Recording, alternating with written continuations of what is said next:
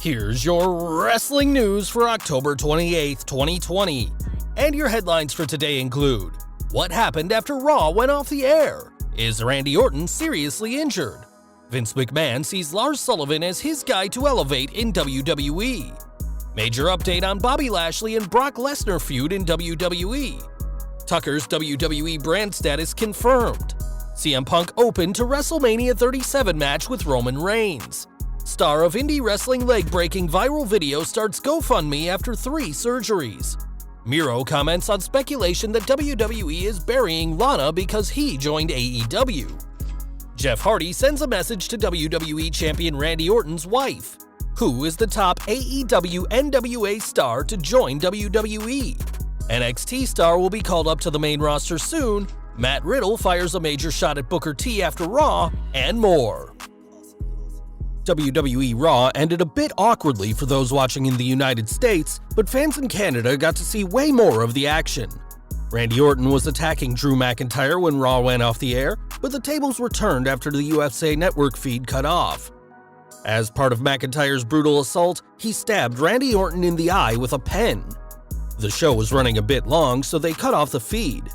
Thankfully, fans in Canada were able to see this brutal spot, and they shared it with the rest of the IWC. What is the extent of Randy Orton's injury? Only time will tell.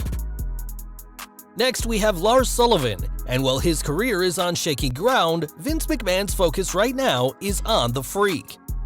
Returning during the recent draft, Sullivan is running roughshod through the SmackDown roster, and on Wrestling Observer Radio, Dave Meltzer noted that Sullivan is Vince's priority. He said, "There's nobody, but when you're talking about one guy that they're elevating, Lars Sullivan, that's the guy."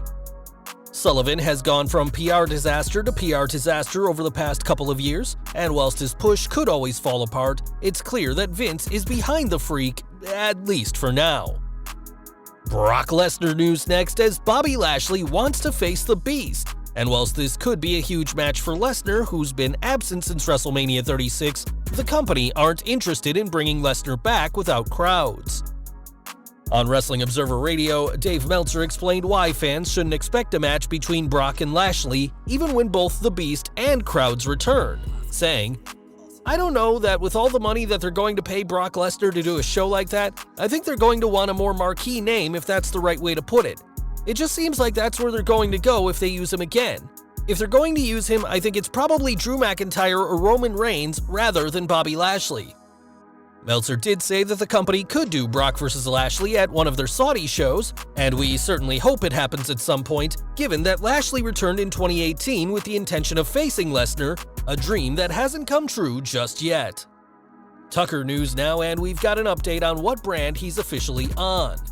Though he was drafted to Raw earlier this month, splitting up Heavy Machinery, Tucker was recently listed on SmackDown's roster page on WWE.com, and given he recently turned on Otis, many fans believe this was done so the two could feud.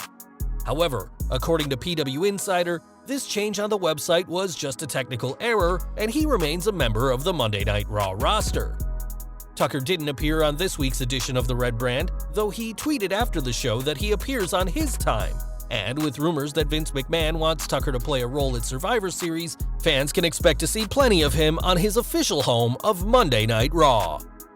Over to SmackDown, and Roman Reigns retained his Universal Championship last Sunday and cemented himself as the head of the family table. And now there's rumors that the Usos, who now have to follow his orders, will be turning heel.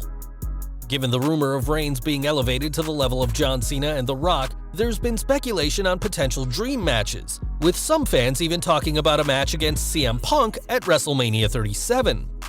When a fan asked the Second City Savior about the match, Punk joked that his match with Roman should go on first, given that Mania is, quote, 67 hours long. Ironically, it was not going on last that was a factor in Punk leaving WWE in 2014, as he never got the chance to main event WrestleMania despite his 434-day WWE Championship reign. Whilst Punk has stayed clear from the ring since his retirement, you can never say never in WWE, and having him face one of the most beloved champions of all time would certainly be a power play for the Tribal Chief. We all know that wrestling is dangerous, and recently a video went viral proving how true this is. On Sunday, a video shared online saw an indie wrestler break his legs in a terrible way as he jumped off the turnbuckle for his entrance at an indie show and both legs bent the wrong way. The wrestler, named Justin, now has a GoFundMe set up for surgery with $2,659 raised of his $200,000 goal. The campaign notes that since his injuries, Justin has had 3 surgeries with rods and pins in his left leg and another surgery planned for later this week, and we certainly hope that he gets healed and back to doing what he loves. AEW news next, as Miro is trying to find his spot in the company, but took some time this week to be interviewed by Inside the Ropes to discuss a wide range of topics. During the interview, he was asked about if WWE's recent booking of Lana, which has seen her go through a table most weeks, could be retaliation for him signing with AEW, though Miro remained coy, saying, "I don't book their shows, I have no idea. All I know is that she's most likely tougher than anybody else on the roster because clearly that's the first time in history that's been done, and every single time she gets the f up and keeps going." Miro pointed out that Lana doesn't try to get out of doing the spot and does it to perfection, before adding, "I'm so freaking proud of CJ, man, because she's proven that she's most likely the most talented and underrated person in the whole entire wrestling community." Whilst we're not sure if we agree with his claim of Lana being the most talented woman on the roster, we do have to give her props for repeatedly taking the table spots, as fans never saw the likes of The Rock or Steve Austin take 5 table bumps in 5 weeks, unlike Lana. Some serious news next, as according to Dave Meltzer, there's been a third outbreak in WWE. Meltzer noted that this outbreak was in the Capitol Wrestling Center, where WWE is hosting NXT, and this outbreak happened on Friday. He added that people who were there were asked to quarantine so contact tracing can be done, and added that this could affect the names who appear on tonight's Halloween Havoc.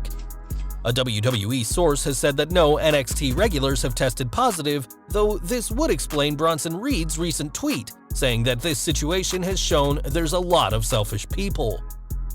With that said, a negative test doesn't guarantee someone is cleared to compete, as they still may have come in contact with someone positive, and we'll have to see who makes tonight's edition of Halloween Havoc. Raw news next, as Jeff Hardy has his sights set on WWE Champion Randy Orton. Speaking to TV Insider recently, Jeff touched upon his 2018 Hell in a Cell match with the Viper, and revealed that an unlikely source gave him the inspiration for the recent earlobe handcuff spot fans saw at Clash of Champions. He said, "I have to give Randy's wife props for the handcuff spot in that one. Years ago she mentioned, what if handcuffs were possible and being tied from the ropes to your earlobe? For this ladder match, I thought about what if they connected me to the ladder with the handcuffs." Jeff has said that he doesn't want any more spots involving his ears anymore, as the ladder spot was one of the most painful of his career. But now we know who to thank for this incredible and unique moment. NWA news next, as Thunder Rosa has lost the NWA Women's Championship to Serena Deeb, and there's a big reason why this may have happened. Meltzer is reporting that this title change is because there's interest in Rosa outside NWA, namely from both AEW and WWE. Though nothing's been confirmed, her dropping the title could be a sign she's WWE bound, as AEW have been fine with her being champion on Dynamite, so they wouldn't require her to drop the gold. Making her debut in 2014, Thunder Rosa's star has grown greatly recently thanks to her work with Ring of Honor, AEW, Lucha Underground, and the NWA, and it looks like she'll soon be adding WWE to her resume. NXT now, as Shotzi Blackheart will be hosting tonight's Halloween Havoc edition of NXT and has done plenty of interviews to promote the historic event. While speaking to Give Me Sport, Blackheart was asked about WWE's main roster and speculated that the former NXT Women's Champion Rhea Ripley will be the next to be called up. She said, "I don't know what's taking so long, honestly. She belongs up there. She's a superstar. I think very soon she'll be gone. That makes me sad because she's one of my favorite tag team partners, but she deserves it." It's interesting that this year's WWE draft didn't see a ton of call-ups to the main roster unlike previous years, and whilst there's been no talks about Ripley or any NXT stars being called up soon, Blackheart clearly feels it's going to happen. We are going back to 2013 now, and although Fandango's most well-known dance partner is Summer Rae and later Layla, there was a woman before either of them. Fans may remember a brunette woman who was with Fandango during the early days of his gimmick, and during the Arn podcast with Arn Anderson and Conrad Thompson, AA explained what happened to her. He had a dance partner, the first young lady they arrived on, not the first to try out, but her boyfriend got a smell of what was going on and looked around at all those wolves at television and all the talent that was sniffing around his girlfriend, and he made her quit. Smart move on his part. I don't know if they're still together. Whilst Anderson may call it a smart move, we call it controlling, as the brunette could have had a fantastic, well-paid job on WWE TV. And though Summer Rae did great in the role, we'll never know what could have happened. One person fans can still see on TV is Matt Riddle, who came up short against Sheamus this week. After losing another match on the Red brand, this is a far cry from the original Bros call-up to SmackDown earlier this year, which saw him face AJ Styles in an impressive debut. On Wrestling Observer Radio, Meltzer speculated that Riddle may already be finished on the main roster after some less than stellar booking. He said, "They've already ruined it with Matt Riddle. I can't say they've ruined it with Keith Lee, but he feels like a mid-card guy. Riddle's, I don't want to say done, but Riddle's in rough shape, without a doubt." Of course, Riddle's status could improve significantly with just a couple of weeks of solid booking, but until that happens, it looks like the former NXT Tag Team Champion is struggling on the main roster. Whilst he may be struggling on the main roster, that hasn't stopped the King of Bros from taking shots at Booker T. After the two-time Hall of Famer said Riddle's barefoot look is holding him back from being a World Championship contender, the King of Bros fired back, posting a still from his Raw match against Sheamus, saying that's what he looks like when Booker opens his mouth. This isn't the first time Riddle has aimed at Booker, as he was one of several WCW stars Riddle ridiculed last year when Goldberg returned, and time will tell whether this leads to a match between Riddle and Booker down the line. And we're ending with the Thunderdome now, as WWE may be able to stay a little bit longer than their lease, which ends on November 24th. During Wrestling Observer Radio, Dave Meltzer explained that WWE is negotiating a possible extension, though if this goes through, it won't be for long, as the Orlando Magic need the Amway Center by December 22nd. In recent weeks, WWE have been trying to scout new locations, ideally one that won't make them leave because of a sports team, and whether it happens next month or in December, the company's tenure in the Amway Center is coming to a close.